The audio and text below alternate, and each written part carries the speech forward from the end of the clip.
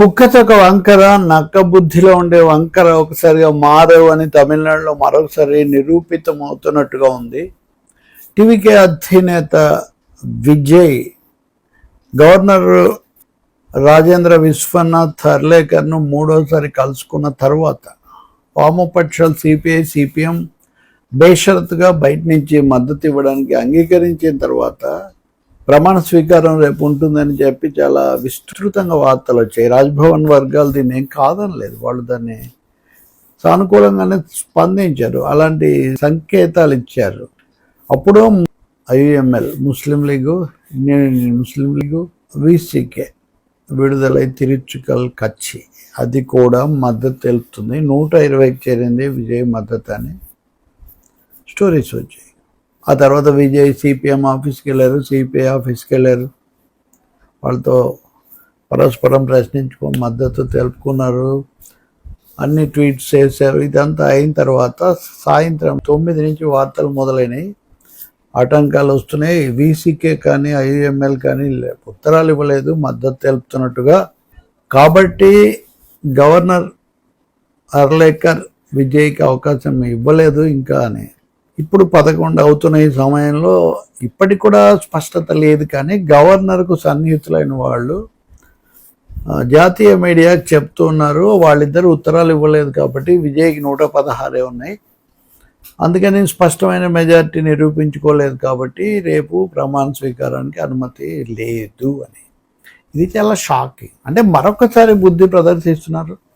ఓ ప్రతిష్టంభన సృష్టించటం, రెండోది ఒక అనిశ్చిత పరిస్థితి తీసుకురావడం, ఇలాంటి వాళ్ళని నమ్ముకొని ప్రభుత్వం ఎలా పెడతారని విజయ్ని అవహేళన చేయటం ఇక్కడ ఉద్దేశంలాగా కనిపిస్తుంది. ఇంకా అన్నా డిఎంకే అలాగే దినకరన్ లాంటి వాళ్ళు కథలు వాళ్ళు చెప్తున్నారు ఇదేం జరగదు అని.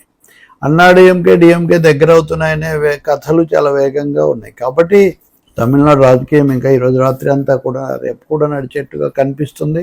నామకార్థంగా పరిస్థితి ఏదో అవకాశం ఇచ్చినట్టే ఇచ్చి అన్ని విషయాలు బయటకు వచ్చాక మళ్ళీ కాలడ్డం పెడుతున్నాడు గవర్నరు.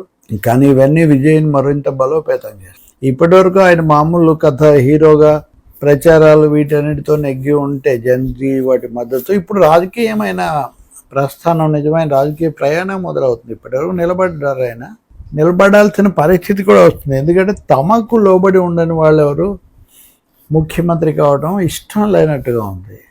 అలాగే బీజేపీకి ఒక విధంగా ఇష్టం లేదు, డిఎంకే అన్నా డిఎంకేలకు ఒక విధంగా ఇష్టం లేదు. కానీ వాళ్ళు ఏం చేయగలిగింది లేదు. నిజంగా ఈ సమయంలో విజయ్ని ఆపితే అప్పుడు మరింత అది రాజకీయ దుస్సాహసం అవుతుంది. ప్రజల్లో ఆయన పట్ల సానుభూతి, మద్దతు ఇంకా చాలా పెరుగుతాయి, ఇది నిస్సందేహం.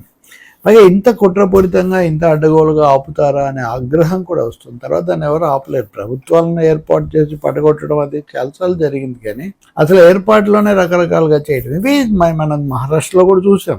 ఉద్ధవ్ ఠాక్రేని రానివ్వకుండా ఉండడం కోసం దేవేంద్ర ఫడ్నవీస్ చేశారు. తర్వాత ఏమైంది, వెనక్కు తగ్గాల్సి వచ్చింది కదా, చాలా చోట్ల జరిగింది. యడ్యూరప్ప, కుమారస్వామి ఉదంతం అదే జరిగేది.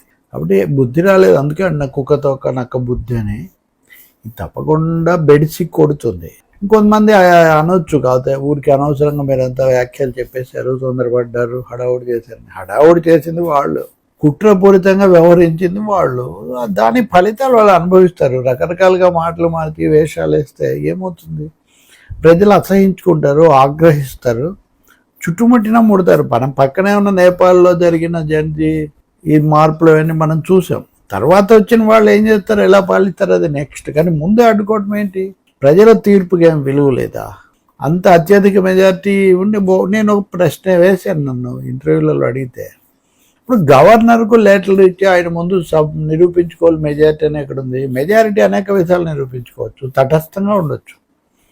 ఆ సమయంలో సభలో ఉన్న సభ్యుల్లో సగం పైగా ఒక్కరు ఓటేసినా కానీ ప్రభుత్వం నిలబడదు. ఇప్పుడు ఈవెన్ బీసీకే వాళ్ళు ఉత్తరాలు ఇవ్వకపోయినా సభలో చేస్తే చేయొచ్చు. ఒకవేళ ఉత్తరాలు ఇచ్చినా కానీ సభలో అప్పటికి వైఖరి మార్చుకుంటే అప్పుడు ఏం చేస్తారు గవర్నరు?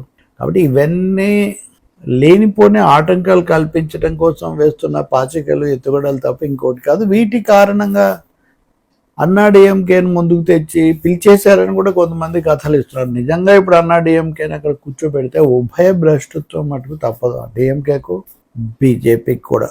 ఇది సుప్రీంకోర్టు దాకా వెళ్ళినా వెళ్ళొచ్చు.